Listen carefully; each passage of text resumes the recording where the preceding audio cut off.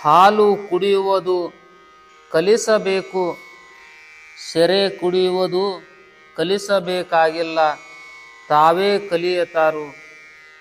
ಒಳ್ಳೆ ಮಾತನಾಡುವುದು ವಚನ ಅಭಂಗ ಕಲಿಯಬೇಕು, ಬೇಗಳವನ್ನು ಕಲಿಸಬೇಕಾಗಿಲ್ಲ, ತಾವೇ ಕಲಿಯತಾರು. ಹೊಲ ಬಿತ್ತುವಾಗ ಬೀಜ ಬಿತ್ತಬೇಕು, ಹುಲ್ಲು ಕಸ ಬಿತ್ತಬೇಕಾಗಿಲ್ಲ, ತಾನ ಏಳತೈತಿ. ಅದೇ ರೀತಿ ನಾವು ಒಳ್ಳೆಯವರ ಆಗಬೇಕಾದರೆ ನಮ್ಮ ಜೀವನ ತುಂಬ ಒಳ್ಳೆತನವನ್ನು ಸ್ವೀಕಾರ ಮಾಡಬೇಕು.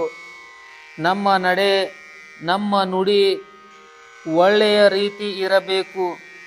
ಕೆಟ್ಟವರು ಆಗುವುದಕ್ಕೆ ಒಂದು ಮಾತು ಸಾಕು, ಒಂದು ನಿಮಿಷ ಸಾಕು.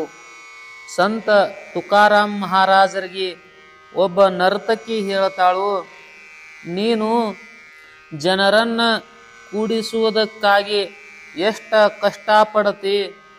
ಕೊಳ್ಳಾಗ ವೀಣೆ ಹಾಕ್ಕೊಂಡು ಕೈಯಾಗ ತಾಳ ಹಿಡ್ಕೊಂಡು ಮನೆಗೆ ಹೋಗಿ ಕೈ ಜೋಡಿಸಿ ಹೇಳಿದರು, ಯಾರೂ ಬರುವುದಿಲ್ಲ ನಿನ್ನ ಕೀರ್ತನ ಕೇಳುವುದಕ್ಕೆ.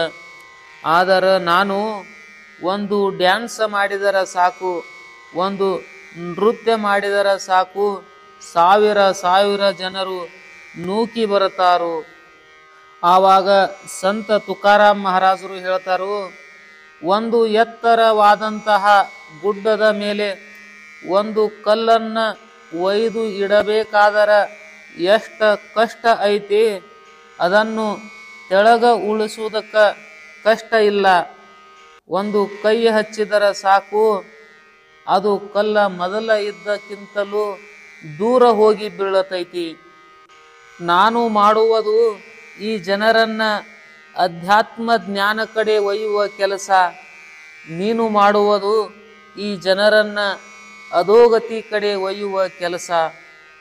ಆದರೆ ಈ ಸಮಾಜಕ್ಕೆ ಒಳ್ಳೆಯದ ಯಾವುದು ಕೆಟ್ಟದ ಯಾವುದು ಗೊತ್ತಿಲ್ಲ. ಹಾಲು ಕುಡಿದರ ಶಕ್ತಿ ಬರತೈತಿ, ಸೆರೆ ಕುಡಿದರ ಮೈಯಾನ ಶಕ್ತಿ ನಷ್ಟವಾಗತೈತಿ.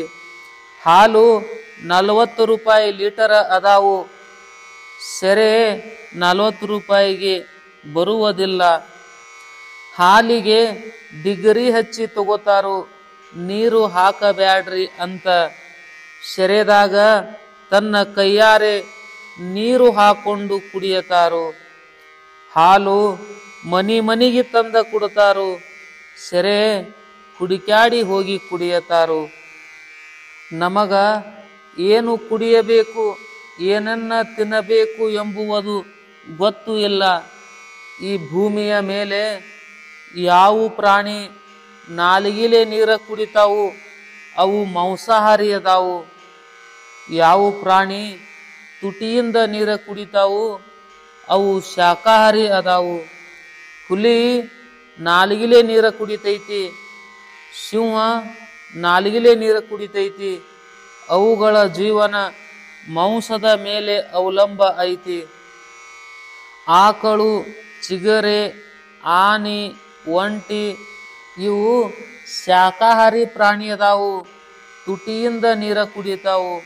ಪ್ರಾಣ ಹೋದರೂ ಮಾಂಸ ತಿನ್ನುವುದಿಲ್ಲ. ಆದರೆ ಮನುಷ್ಯನು ಹೆಂಗ ನೀರ ಕುಡಿತಾನೋ ಇವಾಗ ಮಾಂಸಾಹಾರಿ ಅನ್ನಬೇಕು, ಏನ ಶಾಕಾಹಾರಿ ಅನ್ನಬೇಕು. ಮನುಷ್ಯನು ನಾಲಿಗೆಲೆ ನೀರ ಕುಡಿಯಲಿಲ್ಲ, ತುಟಿಯಿಂದ ನೀರ ಕುಡಿದ, ಆದರೂ ಮಾಂಸವನ್ನು ತಿಂದ. ನಮಗ ಆ ಪರಮಾತ್ಮ ಸವನಾಗಿ ಒಳ್ಳೆ ಹಲ್ಲ ಕೊಟ್ಟಾನು, ಒಳ್ಳೆ ಆಹಾರ ಊಟ ಮಾಡುವುದಕ್ಕೆ, ಒಳ್ಳೆ ಮಾತನ್ನ ಆಡುವುದಕ್ಕೆ. ಆದರೂ ನಾವು ಒಳ್ಳೆ ಆಹಾರನ್ನ ಊಟ ಮಾಡಲಿಲ್ಲ, ಒಳ್ಳೆ ಮಾತನ್ನ ಆಡಲಿಲ್ಲ. ನಾವು ಈ ಭೂಮಿಗೆ ಭಾರವಾಗಿ ಬದುಕಿದೆವು. ಒಬ್ಬ ಮನುಷ್ಯ ಈ ಭೂಮಿಗೆ ಭಾರ ಯಾವಾಗ ಆಗತಾನು ಅಂದರೆ, ದುಡಿಯುವುದಕ್ಕೆ ಹೋದ ಮಗ ಕುಡದ ಮನೆಗೆ ಬಂದ ಅಂದರೆ ತಾಯಿಗೆ ಭಾರವಾಗತಾನು. ಈ ಪರಮಾತ್ಮ ನಿರ್ಮಾಣ ಮಾಡಿದಂತಹ ಜಗತ್ತು ಕಂಟಕ ಆಗಿ ಬೆಳೆದ ಅಂದರ ಭೂಮಿಗೆ ಭಾರವಾಗತಾನು. ಈ ಭೂಮಿಯ ಮೇಲೆ ದೊಡ್ಡ ದೊಡ್ಡ ಗುಡ್ಡ ಗಿಡ ಪ್ರಾಣಿ ಪಕ್ಷಿ ಅದಾವು, ಅವು ಯಾವೂ ಭೂಮಿಗೆ ಭಾರವಾಗಿಲ್ಲ. ಆದರೆ ಈ ಮನುಷ್ಯ 60-70 ಕಿಲೋ ಅದಾನು, ಭೂಮಿಗೆ ಭಾರವಾಗ್ಯಾನು. ಮನುಷ್ಯನಿಗೆ ಪಕ್ಷಿಯಂತೆ ಆಕಾಶದಲ್ಲಿ ಹಾರಲಾಕ ಬತ್ತು, ಮೇನಿನಂತೆ ನೀರಿನ್ಯಾಗ ಈಶಾಡ್ಲಾಕ ಬತ್ತು. ಈ ಭೂಮಿಯನ್ನ ಬಿಟ್ಟು ಚಂದ್ರನ ಮೇಲೆ ಹೋಗಿ ಇರಲಾಕ ಬತ್ತು. ಆದರೆ ಮನುಷ್ಯನ ಜೊತೆ ಮನುಷ್ಯನಾಗಿ ಬಾಳಿ ಬದುಕಲಾಕ ಬರಲಿಲ್ಲ. ನಾವು ಆಡುವ ಮಾತ ಯಾವ ರೀತಿ ಇರಬೇಕು ಅಂತ ಸಂತ ಜ್ಞಾನೇಶ್ವರ ಮಹಾರಾಜರು ಹೇಳ್ತಾರು. ಸಾಚ ಅನ್ನಿ ಮವಾಳ ಮಿತುಲೆ ಅನ್ನಿ ರಸಾಳ, ಶಬ್ದ ಜೈಸೆ ಕಲ್ಲೋಳ ಮುಖಿ ಅಮೃತಾಚಿ ವಾಣಿ. ಎಲ್ಲ ಸಜ್ಜನ ಬಂಧುಗಳಲ್ಲಿ ಅನಂತ ಅನಂತ ವಂದನೆಗಳು. ಜಯ ಜಯ ರಾಮಕೃಷ್ಣ ಹರಿ.